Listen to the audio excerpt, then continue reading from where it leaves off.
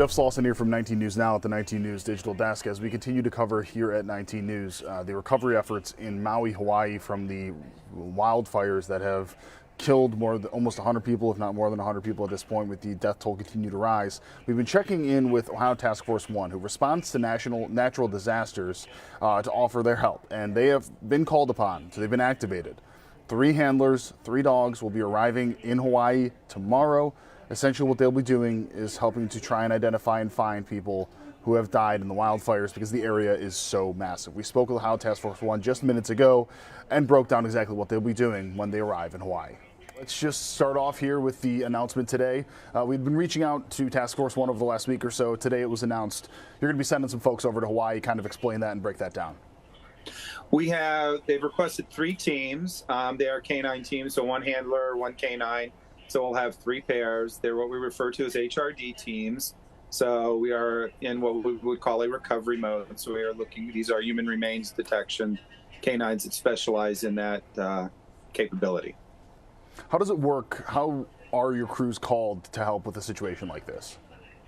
We are part of 28 teams, the National Urban Search and Rescue, or USAR system. Ohio Task Force 1 is capable to operate as a Type 1 Urban Search and Rescue Task Force, Water Rescue Task Force, and then we can break down into smaller components to meet a specific need. In this case, we're breaking down into one of our smallest components. We're sending 3 people, each with a canine, as a specialty resource to augment the other teams that are already in the field. They are specifically going to be helping with finding remains and people that potentially had died in that. Is that it? Our understanding is that it's a wide area because of the wildfires covered such a large area and the number of people who are missing. They will be part of 20-plus canine teams from the USAR system that are going to be working for locating, basically, as I said, human remains. With the way that this works, so is it an indefinite amount of time? Do they have any idea how long potentially these 3 people could be in Hawaii? When we deploy, our teams all deploy with an understanding of a 14-day mission period. So that is our default. That can be usually shorter, but it could also be extended a little bit depending on the needs of the locality. And then if it is a lot longer need, the system is set up so we will start rotating in other personnel to relieve people if it gets to be an extended situation. How likely is it that potentially more of your group could be called upon to respond? Ohio Task Force 1, probably not any additional resources at this time, because we'll save enough back here to still keep the rest of our team available to be able to function. So we don't want to send our entire resource down there and take the whole team out of service. And this is going to be 3 people and 3 canines, right? 3 dogs? Yeah, each person is a handler for 1 canine, and they will be flying down to Maui, leaving from Dayton tomorrow. And which hopefully will be in theater sometime tomorrow evening, Hawaii time, and then probably the next day or so be ready to be operational. So that send-off happening tomorrow, like you said, it takes about a day for them to get up to speed here. So then, that 14-day clock essentially starts as soon as they arrive? It essentially starts from when we activate them tomorrow. But again, we can push beyond. We've been out in the field as much as about 19 to 20 days before. Has this been something that you have potentially been prepping for, understanding that maybe Ohio Task Force 1 would be called upon in this situation? We've been watching the incident going there from the time FEMA started activating resources. So we pay attention to what is activated and always try and forecast and predict what might be there, make sure our teams are prepared.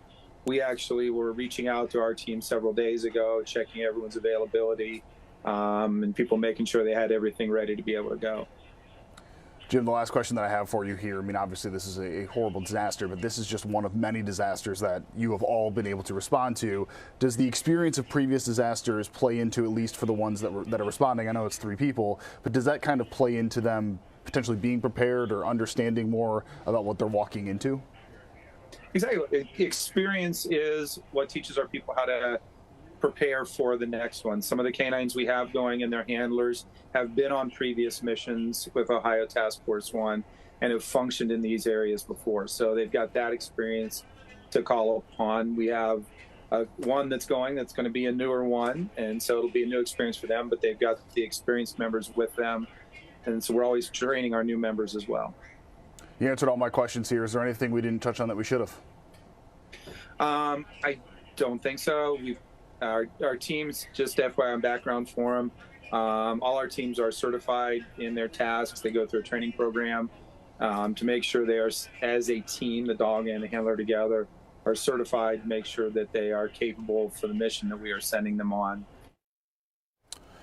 And if you go to our website right now at cleveland19.com, you will see this article here. 19 News teams up with the American Red Cross to help Hawaii wildfire victims. We have all of the information on how you can get involved. We're going to have a telethon on Thursday associated with this as well. And right now you can text the word Hawaii to 90999 to contribute $10, or you can donate online at the link that is right there. All right, we will have much more to come here on 19 News. But again, Ohio Task Force 1 sending help to Hawaii. Much more, again, on this story and many more tonight on 19 News at 10 and 11. For now, I'm Jeff Slauson with 19 News. Have a great day and great night. Much more to come, both on air and online.